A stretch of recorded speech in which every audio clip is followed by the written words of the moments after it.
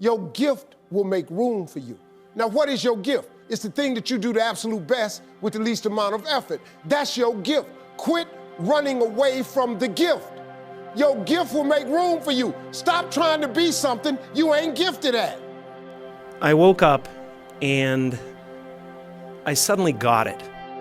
I understood suddenly how thought was just an illusory thing, and how thought is responsible for, if not all, most of the suffering we experience.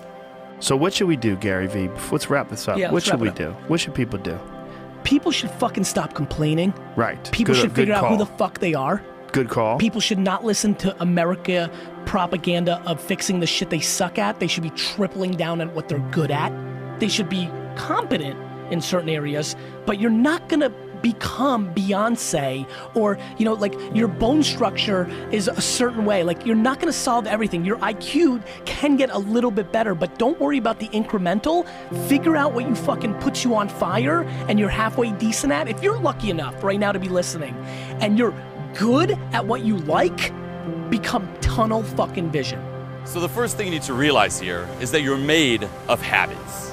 Okay, if you look at your day-to-day, you may be sitting at home watching this video, you may be watching it on your phone, but if you just look at your general day, I doubt it was very different than yesterday or the day before. Okay, if you really are realistic, you wake up, you do the same type of things, you eat the same type of food, you have the same type of activities, you go to work, you hang out with the same type of people, and even your thoughts are most likely the same.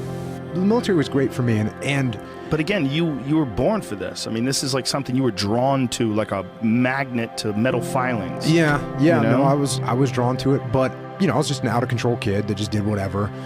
And so joining the military, it put the structure. And what's really nice about it is you get this clean slate where they're like, okay, if you do this, you'll be successful. Here's what you do. Check these boxes. And I was like, okay, I'm ready to do those things. People think, oh, you're living this disciplined lifestyle, so that means you don't have any freedom. And it's actually the exact opposite. I have freedom because I have discipline. I have financial freedom because I have financial discipline.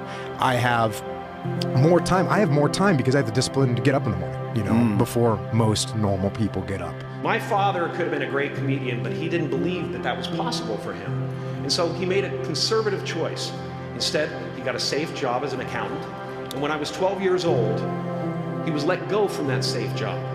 And our family had to do whatever we could to survive. I learned many great lessons from my father, not the least of which was that you can fail at what you don't like. So you might as well take a chance on doing what you love. You are where you are today, in part because of what you've been saying about yourself. Words are like seeds. When you speak something out, you give life to what you're saying.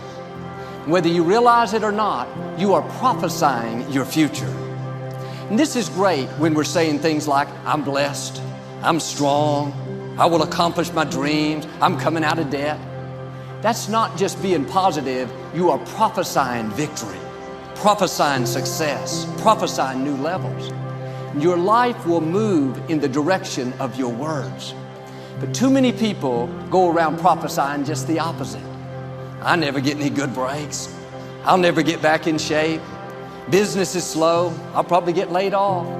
Flu season is here. I always get it.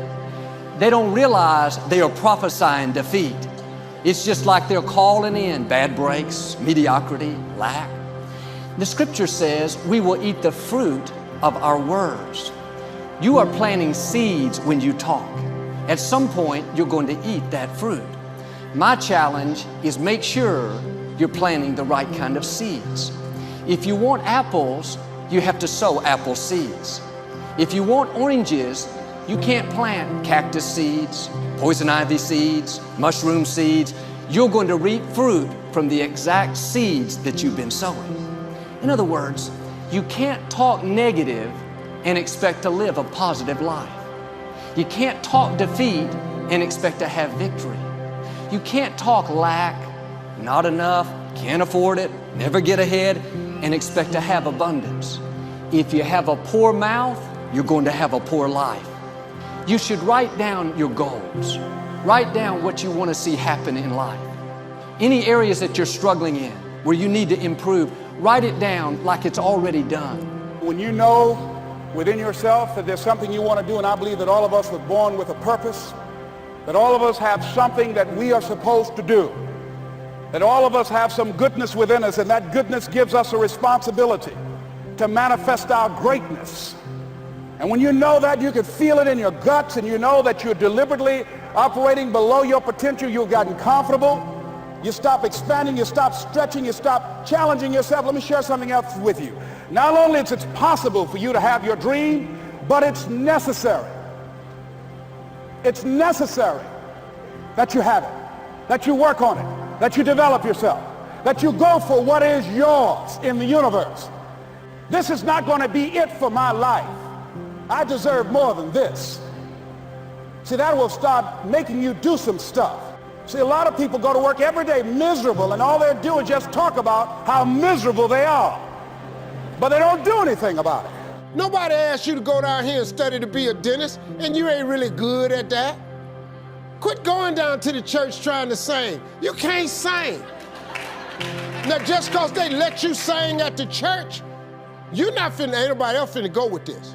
Because, you know, come as you are, the Lord loveth a cheerful giver, all that. We don't apply scriptures out here. You come to the Apollo and you can't sing, we got something for your ass up there. Period. Listen to me. All of you have this gift.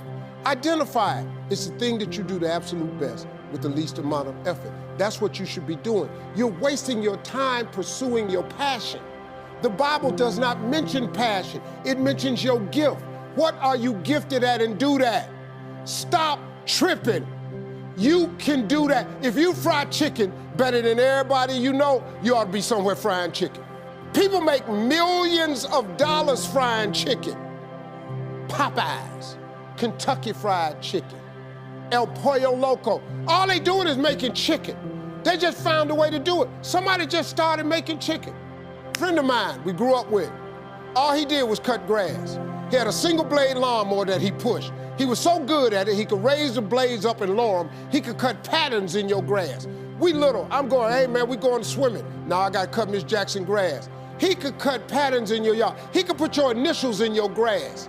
As a little boy, $2 for the front, $2 for the back, $4. We used to laugh at him all the time. Well, let me tell you what we're laughing at now. He got a landscaping company in Cleveland. You know how much this boy making? $4 million a year. You know what he do? He cut grass. He got 38 trucks. He got all the contracts in the city, malls, corporations. And when it snow outside, he do such a good job cutting the grass, he put plows on the front of his trucks, and he got all the snow removal contracts. This boy making $4 million a year, and you know what he do? He cut grass. How will you serve the world? What do they need that your talent can provide? That's all you have to figure out. You can join the game, fight the wars, play with form all you want, but to find real peace, you have to let the armor go. You'll come up with your own style. That's part of the fun. I can tell you from experience, the effect you have on others is the most valuable currency there is.